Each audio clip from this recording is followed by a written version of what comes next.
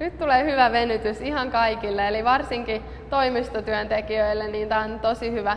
Eli niskahartia venytys, laitetaan toinen käsi tänne suoraksi lattiaan ja sitten toisella voi painaa joko täältä venytettävän puolen olkapäästä tai sitten laittaa käden tänne painoksi tänne korvan päälle.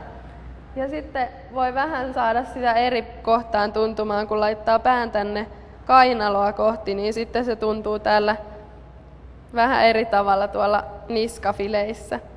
Ja sitten voi myös kummallakin kädellä ihan sitten tänne suoraan eteenpäin.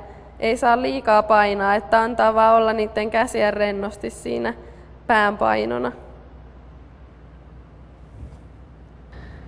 Tämä liike on hyvä tehdä ihan keskellä vaikka työpäivää, mutta jos et ole sitä ennen yhtään verrytellyt, niin on hyvä vähän niitä pyöritellä niitä hartioita ennen kuin sitten lähtee niitä venyttelemään.